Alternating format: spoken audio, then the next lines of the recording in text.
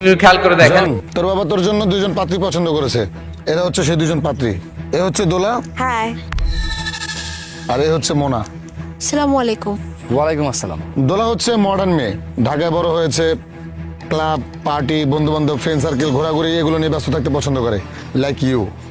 আর মোনা হচ্ছে গ্রামের একজন সহজ সরল মেয়ে, যে কিনা গ্রামের সংস্কৃতি নিয়ে বড় হয়েছে।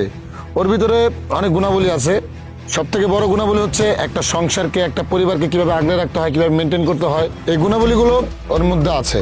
এখন তুই বল কাকে তোর লাইফ পার্টনার হিসেবে পছন্দ হয়। ওকে ফাইন, বিয়েটা যেহেতু আমাকে করতেই হবে, তো ওদের দুজনের সাথে কথা বলেই আমি সন্ধ্যার মধ্যে ডিসিশনটা দিয়ে দিচ্ছি। ঠিক আছে, তাহলে তুই কথা বলে আঙ্কেলকে জানিয়ে দিস। যাক, তাহলে আপনারা দুজনেই আমাকে বিয়ে করতে চান। আপনারা তো খুব ভালো মতোই জানেন যে আমি কোটিপতি বাবার একমাত্র সন্তান।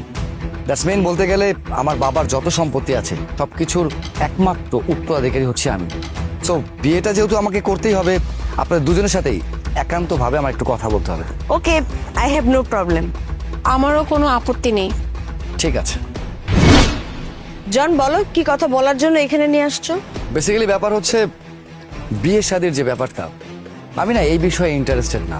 হোয়াট? বিয়েতে ইন্টারেস্ট নেই? তাহলে শুধু শুধু আমার দিনটা মাটি করার কি দরকার ছিল? এর চেয়ে ভালো আমি যদি আজকে একটা পার্টিতে যেতাম, অনেক টাকা